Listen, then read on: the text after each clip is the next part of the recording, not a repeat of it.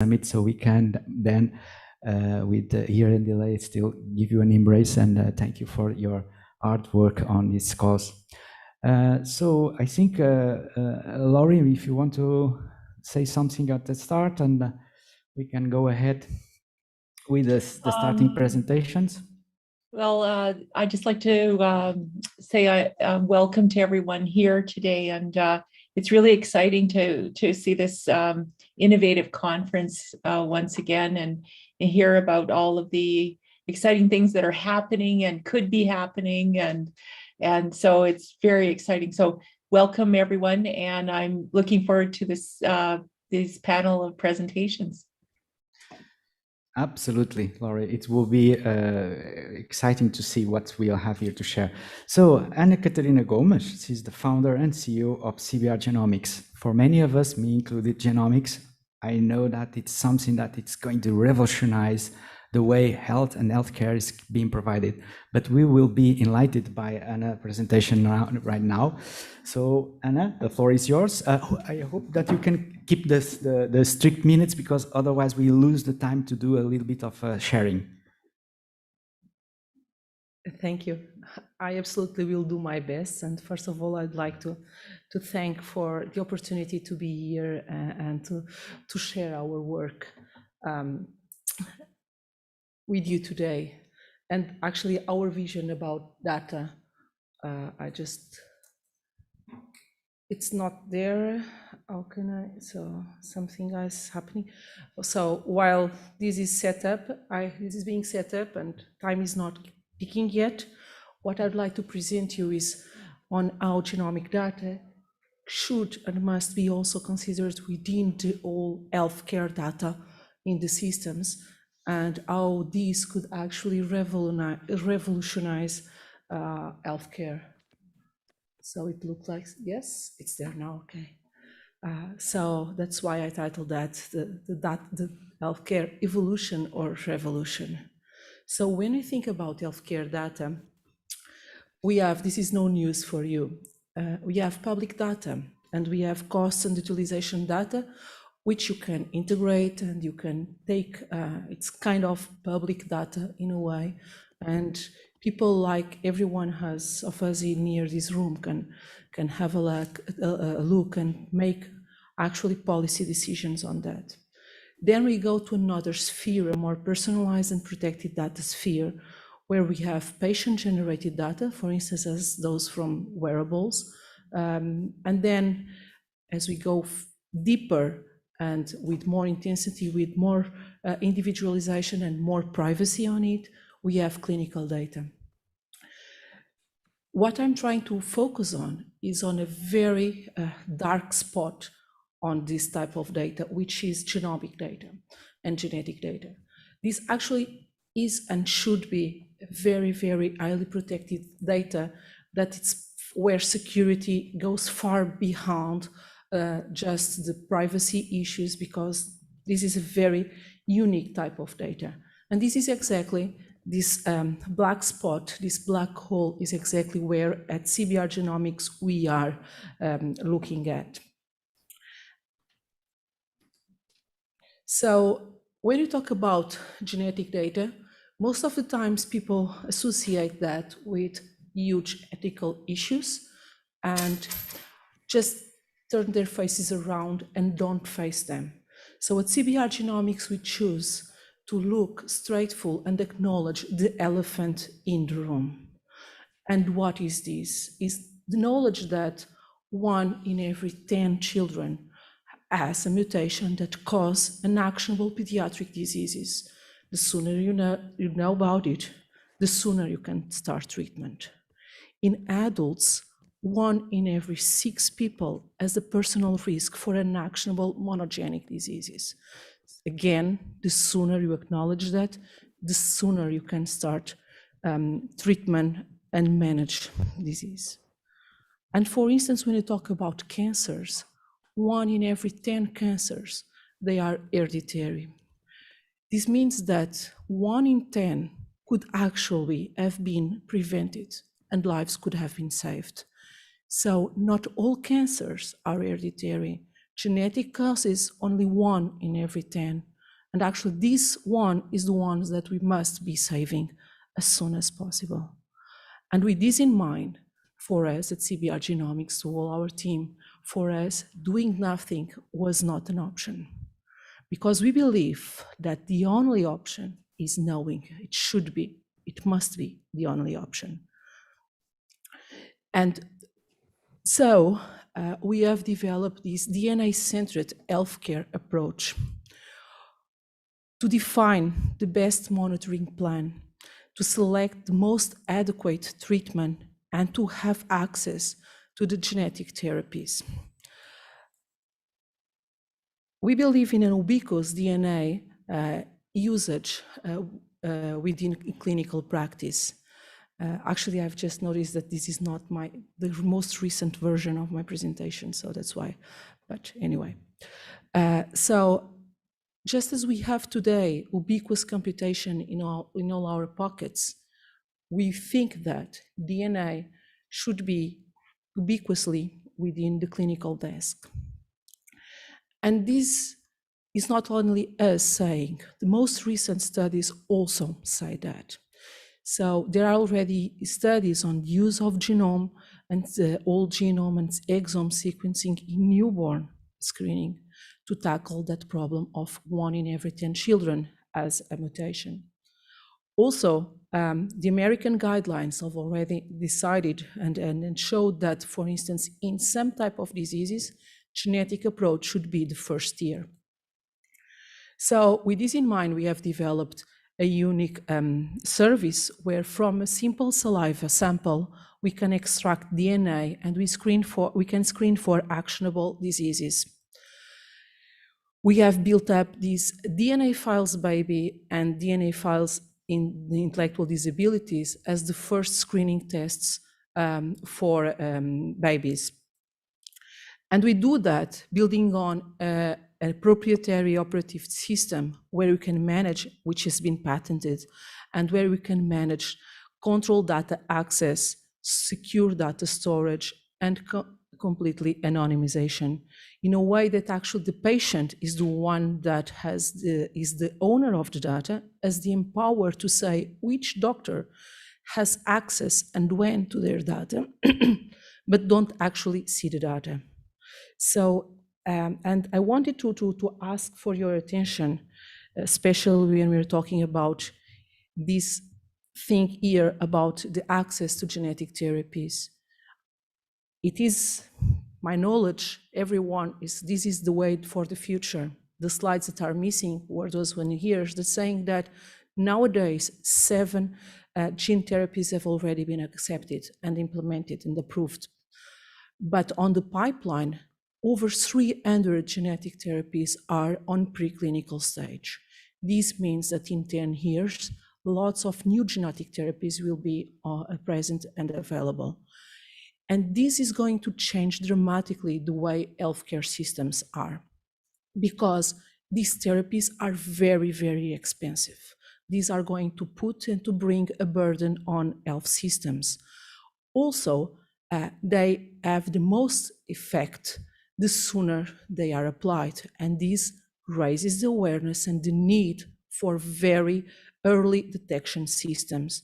And that's actually why here I have shown you and demonstrated you that genetic data can actually today, even though today it is a black spot within all the data because all of us are looking for all those other types of data, this has a huge impact on the individual as it can save lives as of immediately as any genetic disease is detected, but also it has a strong impact on health policy because we need to know how many people have the mutations to access the economics of these new genomic therapies.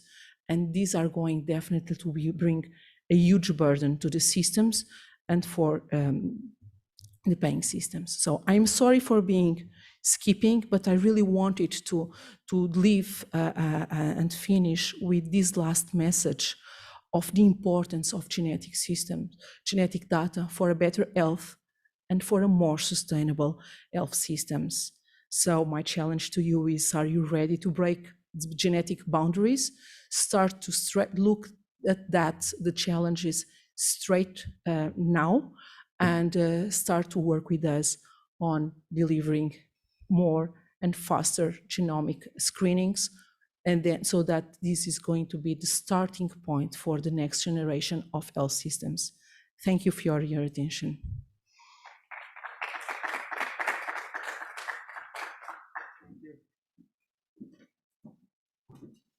Thank you so much, Anna Catarina. Well, give me the spook to think about how strategically how this can be for healthcare systems of next generation, and I'm sure we are taking notes here. Okay, so the next presentation will be from Anže Droljc.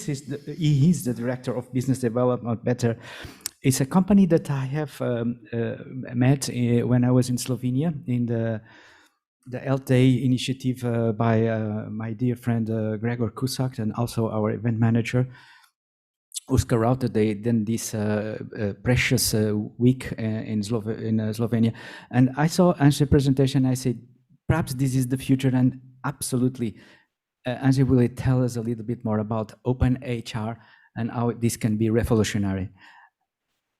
Over to you, Anže. Thank you, Paul. Great to be with everyone, everyone who's there in presence and remotely. Good to be part of this conference, and thank you for extending the invitation. So without further ado, let me share my screen. Right. What I would like to talk to you about and present today is why we at Better believe that data is actually a really important asset and aspect in healthcare today more than ever. What roles do digital health platforms play in removing the barrier to innovation in healthcare, and why data should be stored separately from any applications in healthcare so that it can be kept for the lifetime of a patient and accessible to everyone in the wider ecosystem in healthcare, even outside of traditional healthcare settings, under obviously security and safety rules. So today what we observe is that care is shifting from hospitals to communities and home. Citizens on the other side want to be even more engaged in managing their health. They want to become an active partner working with different healthcare teams. And they would like, or we would like, more and more access to our own healthcare record and be able to decide and track actively what's going on with us. We would all, these are all the trends that I'm sure everyone observed in the last couple of years or even a decade. But what happened during COVID is that these trends towards new models of care, towards remote, towards us as individuals and patients being more engaged in our care, solutions came to be, along with new models of care. However, what became really clear is that healthcare more than ever needed a full and easy access to all the patient data in each step of the care. On the other side, if we look at the EHR solutions, the current ones that are used are often causing a lot of stress and to a strong physician burnout charts.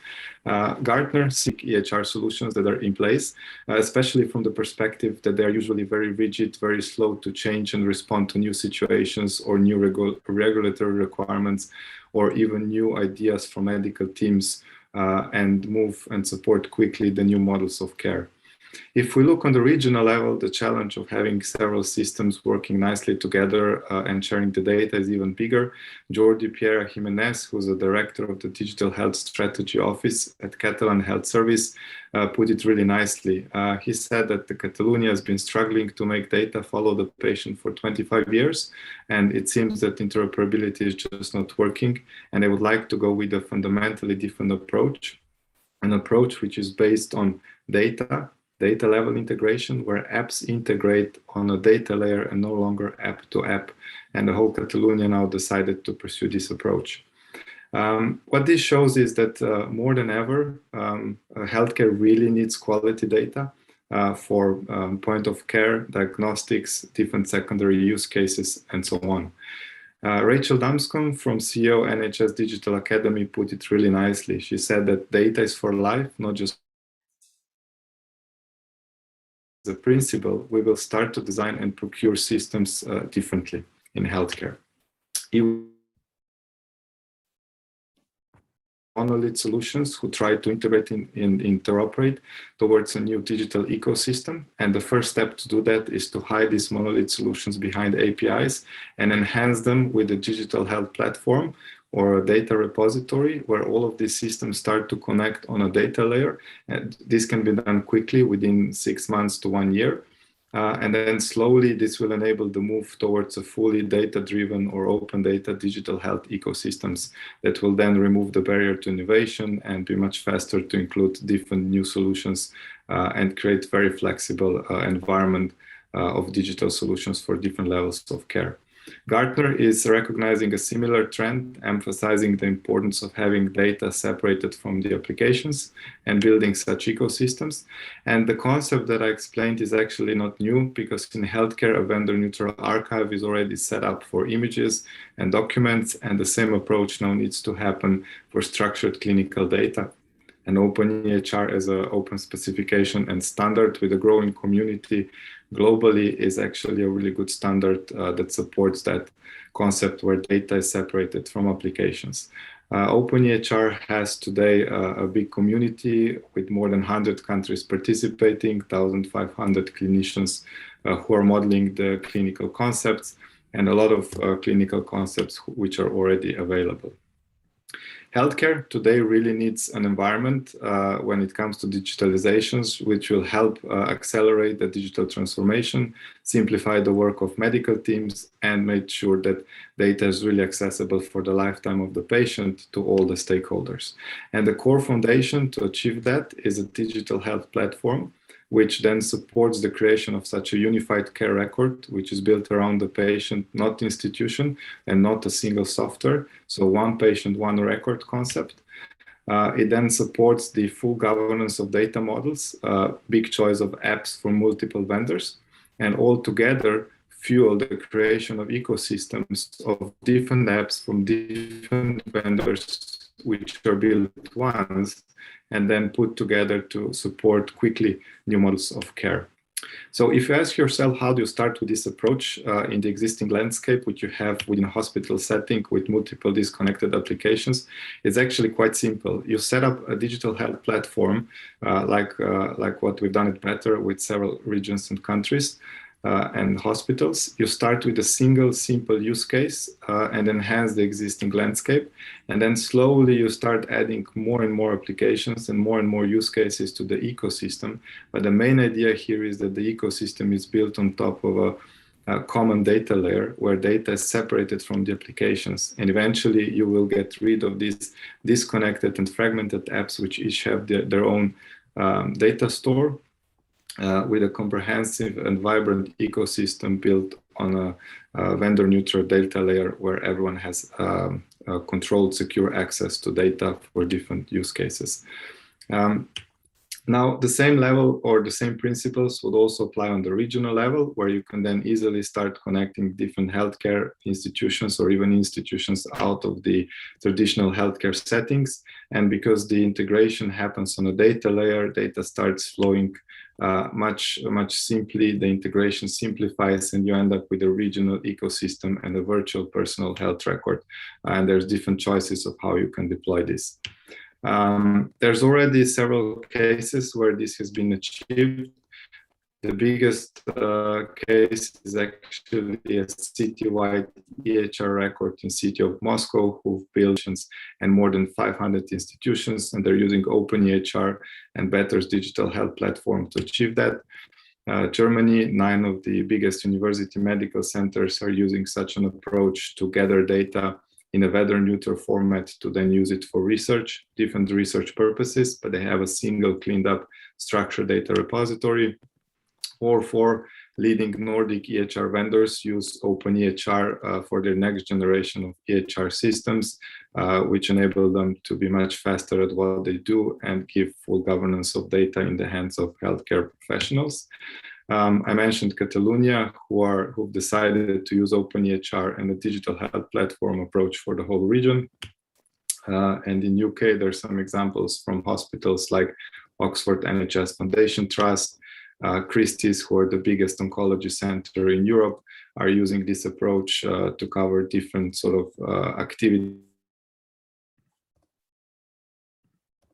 record, no matter what are the use cases, either the clinical forms, prompts, core, or even research, which brings huge benefits.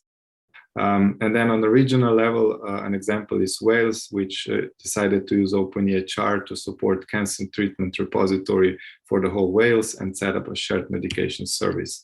While London is a region in London, which is building a dynamic care integrated care planning service based on OpenEHR, and it will help the countries like Slovenia and Malta, who build their national health projects, care records on such a digital health platform. We at Beta, for some time now, we're present in 16 markets. We've come to an ecosystem where where partners develop more than 50 applications built on a better platform, building a digital health ecosystems based on open data approach in different countries, and more than 1,000 healthcare providers. And these ecosystems store clinical data in a structured form of more than 20 million patients. We've been also recognized with our approach and the solution alongside of some other big companies by Gartner earlier this year. So just to sum up, the new normal for healthcare is all around having data stored separately from the applications for the lifetime of a patient. Monolithic EHRs are impeding the digital transformation. We need to come to an environment where data will be stored for life. And digital health platforms will play an important role because they will offer a more personalized user experience along with low-code tools for accelerated digitalization and a vendor-neutral data layer. OpenEHR as an open specification with a growing community will offer then a very robust environment where healthcare data can be governed by healthcare professionals and not vendors. Well, the future is bright, and we believe that better data will lead to better care. Thank you very much. Round of applause. So OpenEHR is the way, and Better is really cutting edge, making innovation use of that. Marco Bego from Brazil. We had already the pleasure to have a presentation from CEO Antonio Pereira was delivering in the opening session, and now I'm sure Marco is going to further expand in English, right, Marco? Yes, Paulo. Okay, so floor is yours. Thank you for having me. Thank you for the invitation, Paulo. First of all, I'd like to congratulate you for organizing this successful event, and greet the other participants of this panel and the audience. Thanks so much. Paulo, I will make a short presentation about the InovaHC and Bruno, and then Bruno will present our artificial intelligence lab here in São Paulo. I will share my screen. Just a second.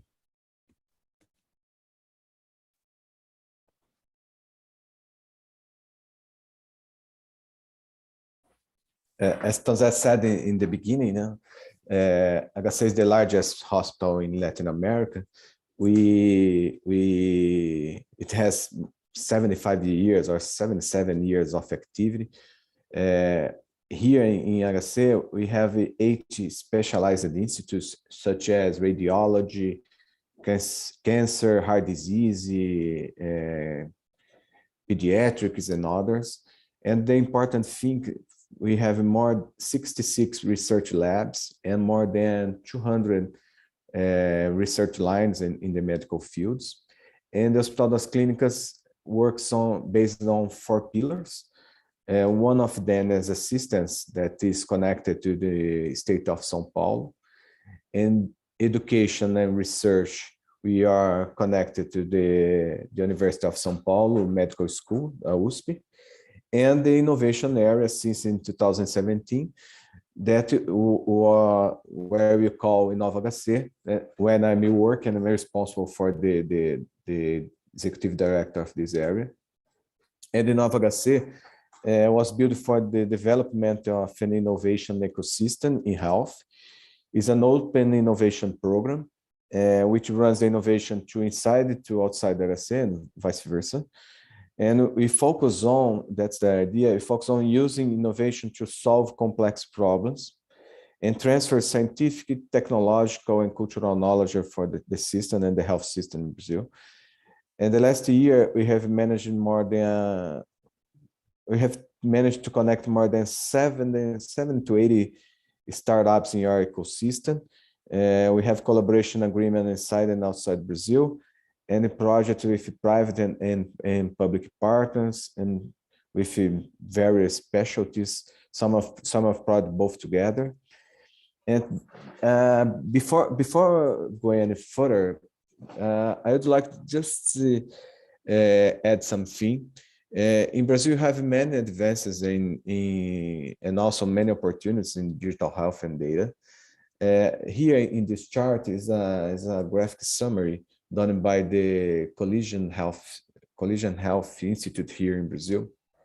And as an example, the opportunity that you have for the technology, we use technology a lot here, but we're still using them to automate existing service, but not to solve the major healthcare problems in Brazil.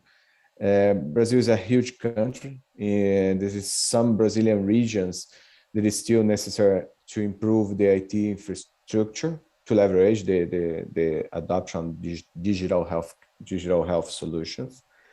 And healthcare professionals, we did a research here inside the University of São Paulo and the other doctors here in São Paulo, and this professional recognized the potential of digital health, but they not yet feel qualified to take advantage of the digital solutions. And we have a low use of big data and analytics, and a few innovative models in healthcare. And these obstacles could be opportunities. For example, prioritize digital health actions plans linked to the greatest problems in healthcare in Brazil has a huge opportunity. We need to create a solid technological base to leverage this development of the digital and data in health. Training qualification of health professionals in digital skills, and the most important for us that we are working move forward to foster an ecosystem of digital health in innovation and data innovation, create a secure environment to test, approve, and scale new solutions and service. With these landscapes, for example, InovaHC is an open innovation program, as I said, and we have an approach of always working with the innovation ecosystem. This is a picture. This our innovation ecosystem here in São Paulo is a huge one with many opportunities. And we always use a design approach focused on technology transfer. And therefore, we need for a modular design that can be used by the most hospitals and clinics, and also that it can be implemented by the opportunity without the need to digitize the entire system, but modules that can be integrated in the future. That's our approach, and help some of these verticals to the ecosystem work well using and help the digital health and using the data health here in Brazil.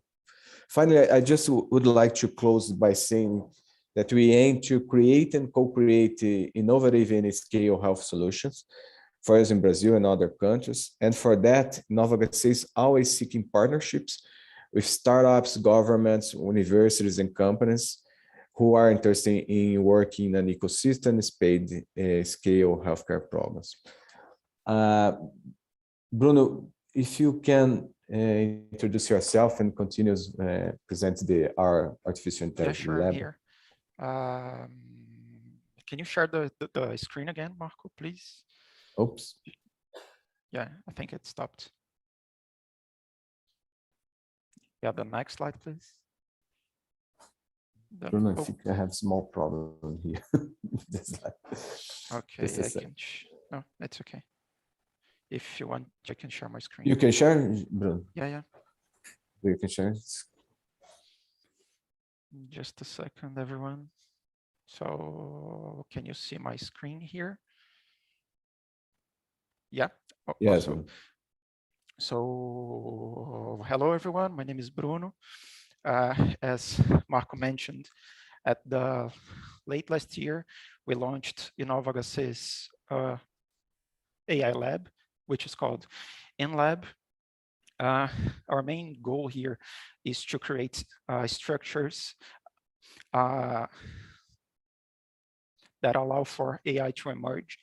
And in order for us to do so, we are working now in three areas, three specific areas. The first one is infrastructure and data, in which we try to provide health data to internal and external partners with security, quality, and efficiency. The second one is aimed at the machine learning side of things. And in here, we apply machine learning algorithms to solve those healthcare problems. And the third one is the integration side of things, I would say. And in that area in specific, we test and we try to validate those AI solutions in a hospital setting. Oh, let me just, I'm sorry, present it. It wasn't presenting.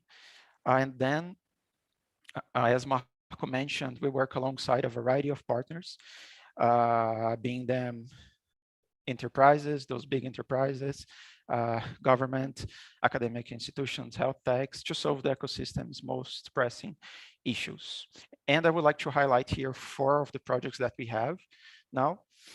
The first one is a project that for the few past months, we are working with Siemens. It's the idea of this project, this first one, is to develop a structure that allows for those AI systems to be developed using data from a variety of other hospitals. The second one is a project that we are doing with the Center for the Fourth Industrial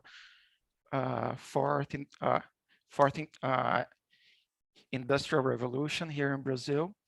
The idea here is to create guidelines that allow for the government to buy those AI solutions in a more sustainable way. The third one is a project that we're doing in a more internal way with our scientific partners here at the Faculty of Medicine. And the idea of this one in specific is to make sure that the patient does not need to have two exams because the first one had a bad positioning.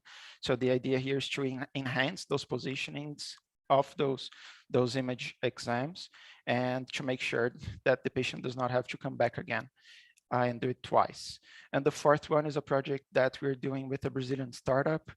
And the idea here is to use those natural language processing algorithms to track the severity of the COVID-19 patients that we have here. And then in that way, we can make sure that we know exactly what our patients have during a larger timeline, and to make sure that we can see if, for example, a third or a fourth wave is coming to our city or hospital. And so that's it. I tried to keep it really brief here, just to make sure that I can get a complete picture of a few of those projects that we have. And as Marcos said, it's really important for us to work alongside those partners, being startups, companies, the government, or other academic institutions here in Brazil or in Europe or or elsewhere. So yeah, that's it. Thank you, everyone, and I hope I didn't pass my time. Thank you very much. Thank you so much. And it's really great to see such an innovative organization as your hospital, because you're really making like an enzymatic influence in Brazil, I am sure. And this is also something that have made you proud, and certainly why you are also a global shaper, because it's the private-public integration. It's the fact that the public organization has the agility and dare to partner with private companies and to have these kinds of collaborations. This is the future. Thank you for your presentation, and Thank you, Paul. very, very good that you are going global shaper recognition in this Health Data Forum Global Hybrid Summit 2021. Thank you. Dear viewers, I see that there's already some questions in the chat from Dr. George Matthews is already putting some questions. Hopefully we have time to address them. Okay, so that's now Dr. Stephen MacFeely and his team that are remotely. Over to you to present and share yourselves your part of this presentation. You have here if you need to do slides, the floor is yours. Thank you, Paul. So it's my great pleasure, along with my co-chairs, Dr. Helen Kairie from the Ministry of Health in Kenya, and Dr. Jennifer Requejo from Unicef, to introduce quickly to the Health Data Collaborative. I'll make some very brief introductory remarks, and then I'll hand over to my fellow co-chairs, who'll say a bit more about the objectives and the achievements of the Health Data Collaborative.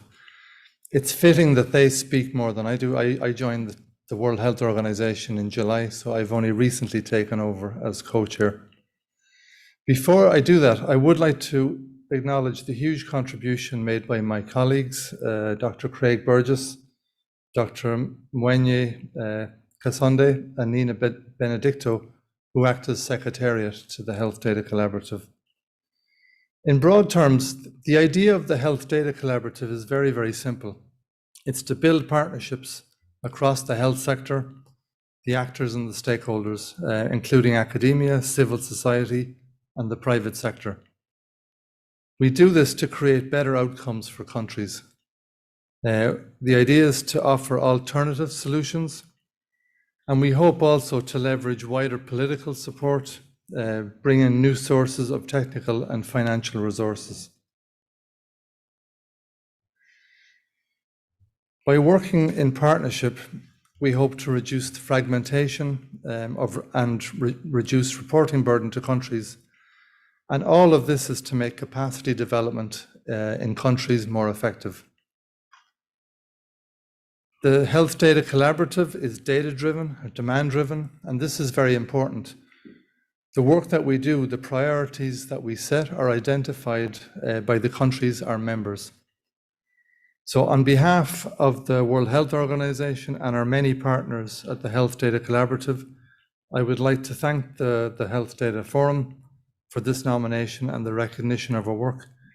And now it's my great pleasure to hand over to my co-chair and colleague, Dr. Jennifer Requejo from Unicef, and she'll give you a brief summary of the Health Data Collaborative objectives. Jennifer.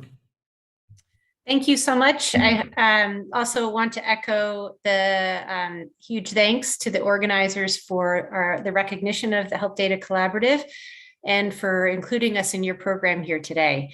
So as my esteemed colleague has mentioned, I'm going to just walk you through the objectives of the Health Data Collaborative and make a few points before I then hand over to Dr. Helen, who will describe some of the country-specific achievements.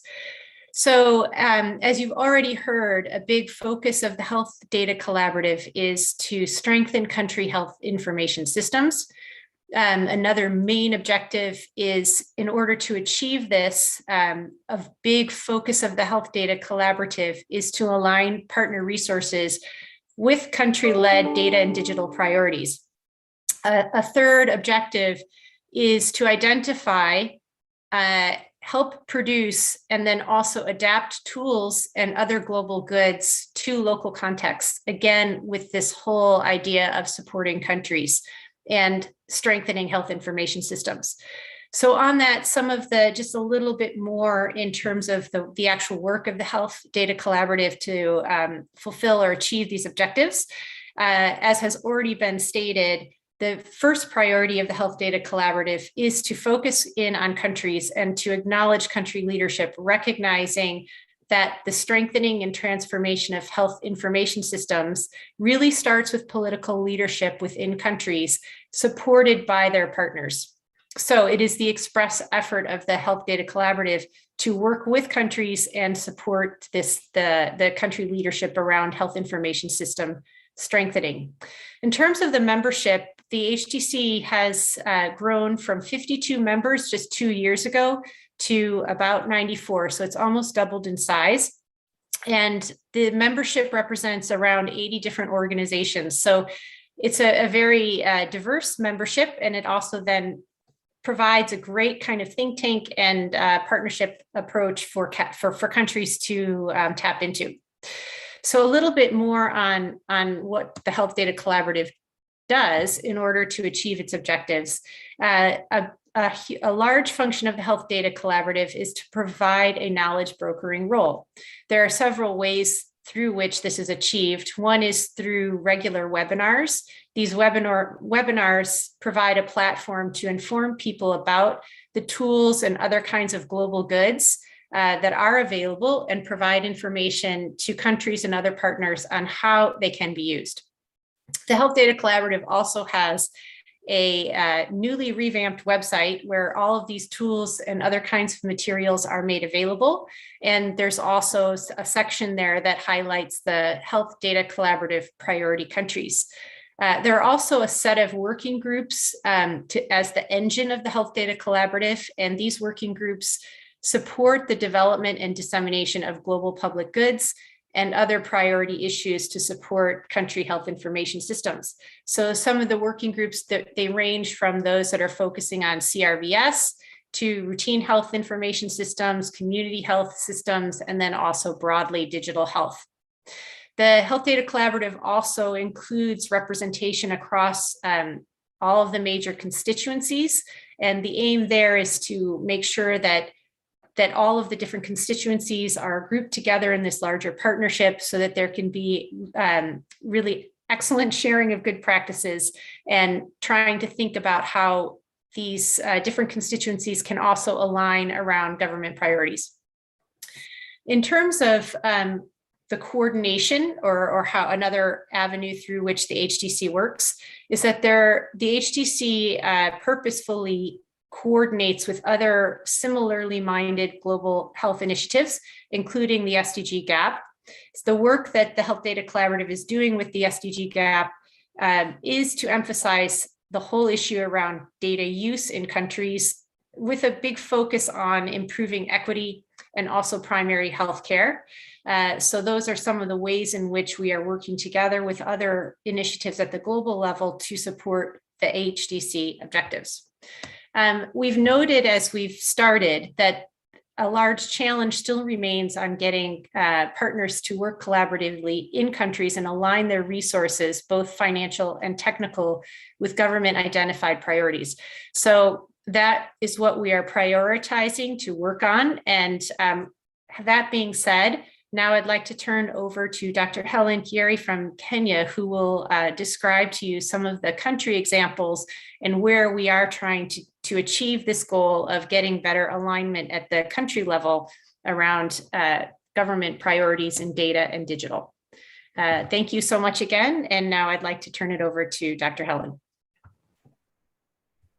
Okay, thank you, Jennifer, and MacFeely for those sentiments. I also want to echo my colleagues for really applauding the meeting organizers, the World Health Economic Forum, for really recognizing the HDC and the work that you're doing to foster data and digital initiatives in terms of really rallying partners to support country priorities.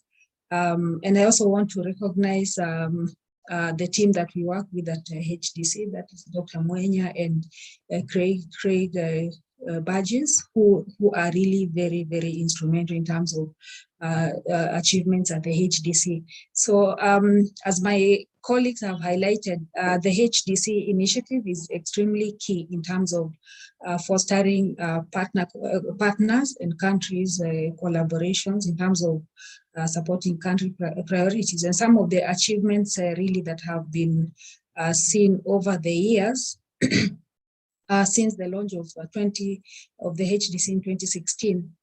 For example, in Kenya, we were able to really build capacity of data analytics through some of the immediate priorities that were lined up via the HDC initiative. In the course of a number of years, we have been able to build a data warehouse, which we call the Kenya Health Research Observatory, that really allows multiple data from various sources to be put there, and it can be accessed in one single source. We also have implemented harmonized health facility assessments. As you know, data from health facilities is extremely important in terms of planning, for investments, and also seeing where are the gaps in terms of service delivery in facilities. Previously, we had partners supporting various initiatives in terms of health facility assessments, and through the Health Data Collaborative, and one of the initiatives that was one of the priority initiatives was to harmonize these health facility assessments. And in Kenya, as in many other countries, especially in the African region, we implemented the health facility assessment, as a single source of health facility data, really collapsing a lot of parallel but similar initiatives. In Botswana, a key achievements through the HDC initiatives is aligning or harmonizing health information systems, which were initially about 37 to about 9 now, which of course increases efficiency. As one of the presenters also highlighted earlier, that many systems really are not very, very useful in terms of managing data in a health sector. So those are some of the achievements. There are many others. The countries that are participating in these initiatives really have been increasing over time. I think we started with 4 countries. Right now, we should be at about I can't remember the exact number, I think 12 or 18, but the fact is that many more countries are getting interested in launching their, getting on board the HDC discussion. Amidst this, there are still many challenges that are still, that we still witness around countries in terms of data and digital initiatives. One of the issues is still the issue of system harmonization. We still have many partners supporting separate systems that really do not talk to each other. And these are some of the issues that we are trying to continually address, and see how partners and countries can work together to bring this into really more and more harmonized systems. We have issues of, a lot of indicators being reported, leading to reporting burden when partners maybe are supporting a certain, disease area, especially HIV, malaria, TB. you find that they have parallel data systems that sometimes, the same maybe nurse at a dispensary or a health post somewhere may be required to really see the patient, is a HIV patient, see another malaria patient, and end up doing a lot of filling of reports. So these are some of the issues that are still there in terms of burden of reporting, and also a lot of indicators that are not harmonized. Even within a single country, you may find separate plans, the M&E plan, the strategic plan, and the national plan all have health indicators, but they are not really well harmonized, so that there are still many outstanding issues. We have an issue again of really getting partners on board the HDC discussion in countries, which is why Jennifer has also brought up the issue of political and country leadership engagement, which the HDC has been really supporting and leading. I think we have had so far 2 leadership meetings where a country high-level leadership have come together and really beaten the drums towards really talking to the idea of supporting harmonization of data, investments in data, both financial and technical investments. So let me stop there. But I'm sure you can visit the HDC website, which has additional information on some of the initiatives being led by the HDC. Thank you very much. Thank you so much, Helen, for these presentations, and the team also well organized. And this is a reality check that we have to have here in this global hybrid summit, because just 3 days ago, it was the UN International Day, a day to celebrate the work of UN. And of course, WHO is part of the United Nations, and an effort of persons that are really thinking about all of us in this planet, all of us. And this is a good reality check to see how the difficulties and of our human fellow companions in this planet have facing in different parts of the world, and challenges that Dr. Helen is facing in Kenya. This is, I call it a reality shower. We have to become really more collaborative, and this effort of the Health Data Collaborative is amazing. Thank you all, a round of applause, and it's really an honor to recognize this work for the whole of us.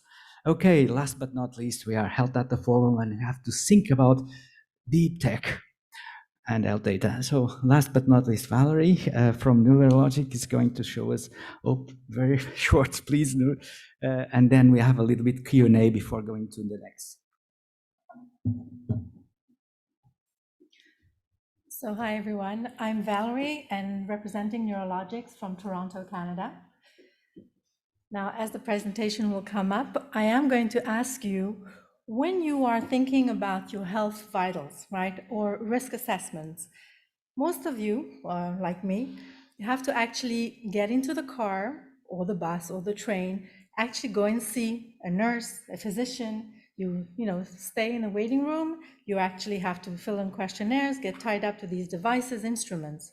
What if I tell you that we can actually do this for you in a matter of 30 seconds? By simply looking at the camera of your device. Hold on 1 second, it's stuck. Sorry, presentation is stuck. Okay, there you go.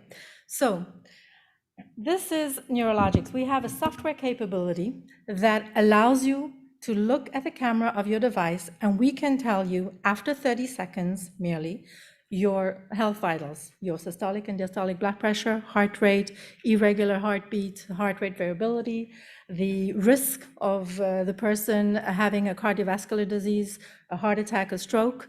That's a 10-year model, and we are working on a 20-year model. We also give you a general wellness assessment.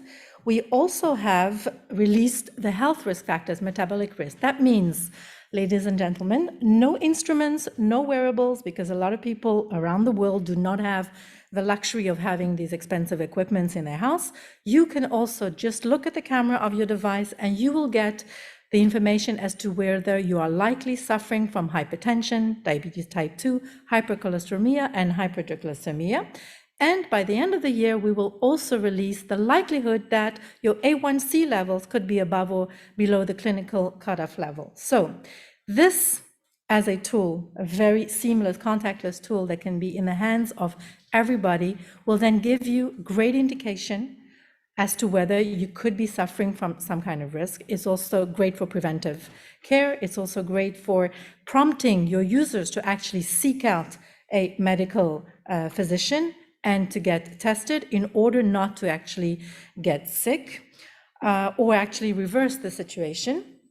Now, besides having these particular health vitals today, we are also working on a whole new set of blood biomarkers, which we also going to be releasing by next year, the beginning of next year. So you can see that the blood biomarkers, we're also going to give you indications as to whether the blood glucose is high or low, whether your hemoglobin could be high or low, and mental health is also a serious issue that we talk about openly. So not only do we measure your mental stress level index today, but we can elaborate on that for those that are concerned about the mental health of their users by giving you the likelihood that they could be suffering from anxiety or depression. So this is also another tool that can be helpful when it comes to additional care that you need to attribute them. Now, how does it work? So it's not magic, like some people ask me sometimes. We are looking at your beautiful angelic face, and we've developed the transdermal optical imaging technique. It's called the TOI technique, patented and registered. What we see is actually the blood flow information underneath your translucent skin. So for us, the TOI technique is actually looking at this information across the 17 different points across your face. So it's a wealth of information. The TOI technique actually takes the optical sensors of the camera with the light reflection, and together with our advanced signal processing and machine learning, it actually extracts the blood flow information. It then sends it up to the cloud. We are a cloud-based solution using the AWS cloud. And important to mention that we are totally skin agnostic. It's not about the color of your skin. It's about having adequate light that shines onto your face and allows us to extract the blood flow information. We then send it up to the cloud. We gave a nice branded name, DeepFX, to the cloud. The results are calculated with our effective AI engine on the cloud with by the TOI signal that we've just collected. And the schematics looks like this. You have a segregated data, anonymized, which is then in your siloed account, which you can call the data with API onto your dashboard, but then also return it to the platform, whichever platform you use, whether it's a mobile application, whether it's a web browser version, whether it's a Windows or Linux, we can then be integrated into all of these platforms. So most of you are going to ask, what about the studies and research that's been done? We are giving you medical grade accurate solution. We have done all the studies and research within the medical facilities and university facilities. So we do it at St. Michael's Hospital in Toronto, as well as University of Toronto. But we also have a data collection company in Hangzhou, China, which does collaborations with local hospitals and universities. We are very transparent, and we give you the exact accuracy level of all of the features that you get. So you see that systolic and diastolic blood pressure, 95% accuracy level, exactly what is dictated by the FDA. We also have heart rate at 99%, your stress level index is at 92. The health risk that we just released is about 88, 89%. We're working on improving those models. We also have published papers by the professors using the TOI technique in the prestigious medical journals, so you are free to go into the NuraLogix website and then download them and read them.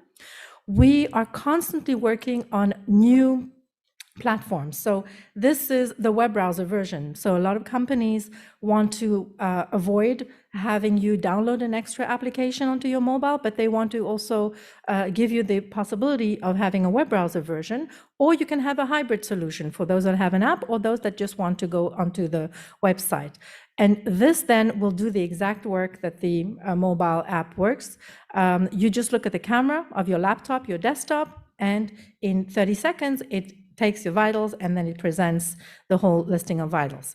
Our additional solutions, as you can see here, is a solution that's already been around for research, but we are going to implement it for the telehealth sector. So imagine you're sitting across a telehealth application where you're going to talk to your doctor. Instead of it being just a conversation like we have Zooms today, you can actually click on a link, consent, and the doctor is going to see all of your physiological and psychological states second by second. It's called the continuous monitoring, and then make an assessment as to whether you should be sent over for, blood works, for extra exams, etc. So all of that is really like doing a virtual consultation without having been to tie yourself up to all these, devices and instruments. We are doing away with all of this and giving you just a software component that you integrate into the platform. The insurance sector, insurtech is a big thing. Insurance companies now are also looking at ways that they can do pricing and dynamic underwriting in a very digital manner. So that means that the next time you're going to renew your policy or you want to take out a new policy, you will basically be asked to just look at the camera of your laptop, your mobile. They will then assess the vitals. They will assess the health risk that you pose as a customer, give you the pricing, and then decide as to whether to renew your policy. That will avoid you having to take a trip to the nurse, to the physician to get your vitals. But also, many insurance companies across the world are also giving you incentives. They were giving you rewards for staying healthy. It's a win-win situation, because if you do lifestyle changes, you actually, they have the benefit of not having to pay out these huge amounts afterwards for treatments. So by getting all of the vitals with a lifestyle change program, you can actually get a reward by getting a discount on the next policy, getting a discount at the gym, or going for a nice healthy shake. But it's also a reward for you to keep healthy. So customer use case, it's pretty broad. 60 to 70% of our customers are in the health and wellness sectors.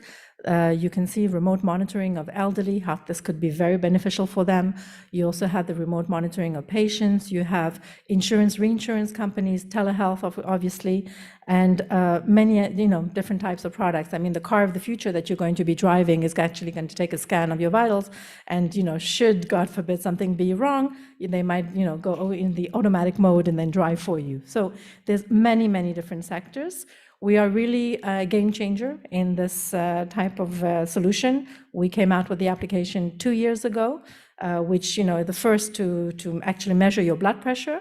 I do want to mention a very strong partner and collaborator of ours, Bupa Sanitas, which launched their telehealth solution over a year ago in Spain. And I've also launched with Bupa in different Latin American markets, where you can see that it's a seamless integration. It becomes a one-stop shop, solution, whatever your platform is. In this particular case, it's the, telehealth or the subscriber services for the users. They've integrated the NuraLogix software component, and in a matter of 30 seconds, before you consult with the doctor, he actually gets a whole list of information as to what is happening with your vitals. So at NuraLogix, very simple. We are trying to, give you, empower you to be healthy, and basically taking a selfie is staying healthy with us. So if you have any further questions later on, I'm reachable at Valerie Lasry at NuraLogix.com.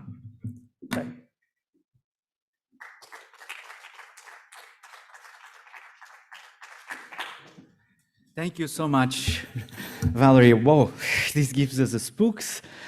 This also gives an indication of how health data can be truly revolutionary, because right now we are thinking on policy making, decision making, thinking on the past, on what we have witnessed so far. And this is interesting presentations that is also our contribution as a global hybrid summit to highlight what is going to happen in, I say, Miguel, where you put a question mark on 220, I don't know, but it's going to happen real soon. Okay, so we are a little bit delayed, and I'm trying to hope that the Starfleet presentations cannot be jeopardized. So perhaps we start the next session with a 10 minutes delay, if that's okay. And Laurie, let's open a round for questions and answers now in order to then release global shapers from the floor and bring the Starfleet presentations that Pedro Cid is going to host in my place. So, floor is open. Laurie, any reactions in Zoom? Yeah, we did. This was such an exciting panel. It was great contributions. There was a couple of thoughts here from George and Natika, and they asked similar questions. Is there a plan to plug the digital divide in countries like Brazil, and how to ensure a budget to expand virtual first type solutions? So thinking about that whole digital divide in a lot of our countries, and I can say that in Canada, we also have the digital divide in remote areas. So any thoughts on that from the panel? Steve, go ahead. I saw that you were hesitating. Just to say, I mean, this is an issue obviously for the UN because the digital divide has created. Maybe you can closer to the mic, please. Yeah. The digital divide has also created a data divide. So a lot of the technological solutions where we see pressure to use big data and other data sources, we have to be very, very mindful that in a lot of cases we exclude hard to reach communities. And for the UN, obviously, the motto of leaving no one behind is critical. So this is an issue for modern statistics as we go forward. Thank you. Good observation, and we have to think more about that. Sure. Paul, another question that we had was, this was to the last presenter, to Valerie from George. How are you addressing data consent and privacy regarding your data that's collected? Okay, so we are totally GDPR compliant when it comes to Europe, HIPAA compliant for the Northern America, PIPEDA compliant in Canada, and SOC 2 compliant. So in terms of privacy, we totally have addressed that. You also have to know that we do not have access to any of the data of the users. When we sell the software component to any company that's implementing it in its platform, then the data stays with them in their siloed account, only accessible to them with a license, a key. We don't have access to that data. We are not in the business of collecting data. We do our data collection in a very rigorous manner in the university and clinical environment. But the data belongs to the company, whomever deals with the users that are actually using the platform. Thank you. Thank you. Is there time for one more comment, Paul? Please do one more comment, and also in the audience, if anyone has a quick question, we have still time because we're delaying 10 minutes the next session. I think there was sort of a common theme that's coming up here today, and that's around this whole idea of ecosystem, and this innovation ecosystem. So that seems to be a common theme that's coming. But another thing is that we need to be more collaborative. That there's this idea that we have to break down the silos.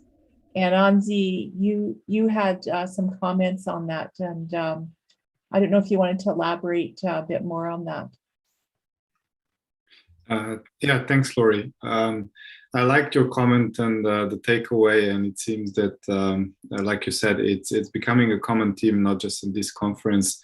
But it seems that what healthcare is observing because of this move to, let's say, new models of care and the need for innovative new solutions is that other areas outside of traditional healthcare settings also need to be connected. It's becoming more and more important that social care or even housing and education play an important role in a wider wellness and well-being state of an individual. and that's, and on one side we have technology. We've seen a lot of innovative solutions. But at the end of the day, the interesting thing is done by community or by a group of experts, some for AI, some to figure out how to do digital transformation. And it seems to be there's always, let's say, 2 or 3 aspects. One is the technology that can drive the innovation further. Then is how do we actually digitize? How do we transform? Because it's a change management. And then I guess there's another aspect, which is data itself, right? How do we make sure that everyone in this wider ecosystem can have, let's say, safe access to data? We really need to bring down these silos and find a way to collaborate where, let's say, healthcare experts or AI enthusiasts, they can build the new innovative decision supports, rules, best practices. And we need a technology environment where we can share that with different solutions. Because if we can get to a point where data and algorithms and knowledge and best practices and pathways can be easily shared, almost like in an executable format, then everyone is just reprogramming the same concepts all over again. It's COVID, I think, showed this really well, because the guidelines were changing or are still changing like on a daily or a weekly level. Someone figures out something new, but it was all distributed on a paper. Imagine if we had this like in a digital format, someone would define it and share it overnight, and we could just plug it into our existing IT solutions where everyone in the morning would be following that through a system.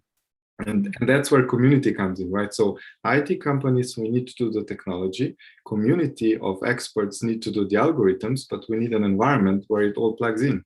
And I guess that, if you think about it, all these smart things need data and need standards, because if we all understand the data that we work with, then we can bind algorithms to data, and then technology in a way becomes just the enabler to get all of those concepts up to life, right? So and again, it needs to be done in collaboration for everyone benefit. So the community breaking down of the silos and data is really important, I believe.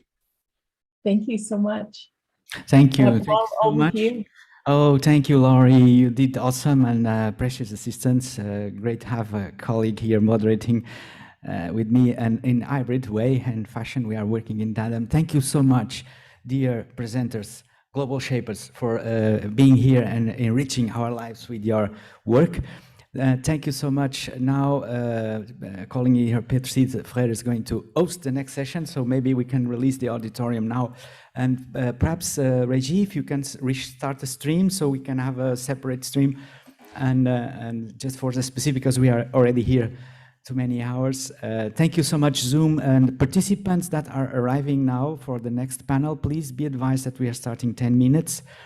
If you be so kind to take a cup of tea